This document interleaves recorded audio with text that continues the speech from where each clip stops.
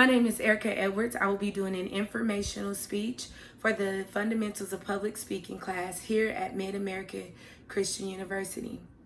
You're waking up. It's Friday. You're not only happy because it's Friday, but it is the last day for the next week that you will have to grade papers, answer student questions, respond to emails, and deal with parents. Why? Because it's spring break. That is until you realize that a pandemic will come and you will not be able to return to your buildings. That was the reality for many educators and teachers across the United States. Today, I would like to inform you on the effects the pandemic has had when it comes to being an educator, how educators are undervalued and underpaid. They've had to make this adjustment to virtual teaching and the effects that it had on them personally in regards to the relationships that they share with their students. For starters, let's talk about how undervalued and underpaid they are. According to OklahomaWatch.org, which organizes all of the average and starting salaries for teachers in the state of Oklahoma, in Oklahoma City, your starting salary as a teacher is at about $32,925. CNBC recently did a study that discussed if you happen to be a gas station manager, in this case a quick trip manager, you could make at minimum $60,000. That is $30,000 more than the starting teacher salary in Oklahoma. In 2016, the Teacher of the Year actually decided to pack up his family and move to Texas, where the average starting salary for a teacher was $55,500.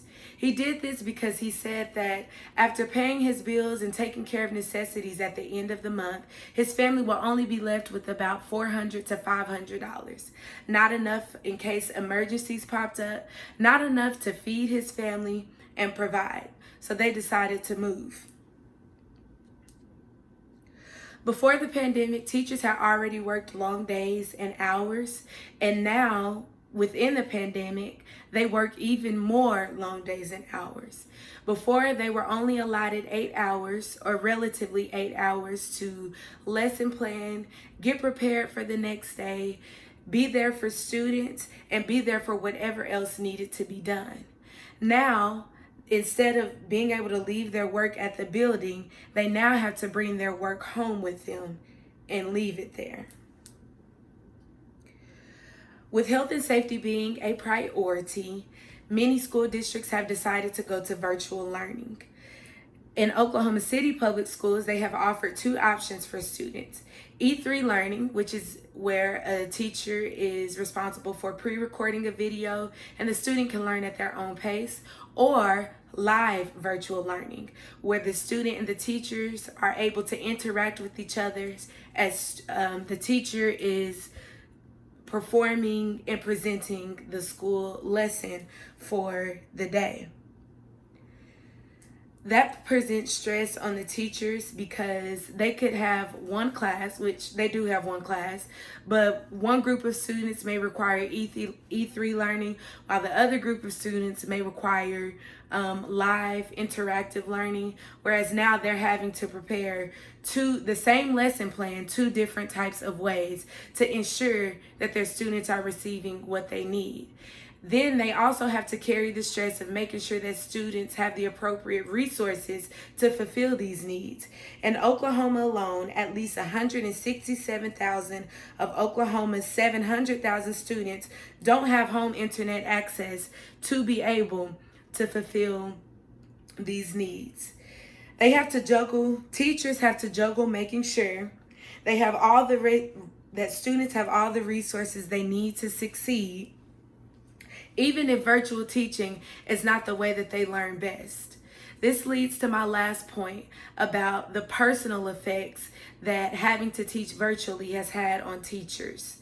Teachers are used to being able to interact with their students in person, being able to cater to their needs in person.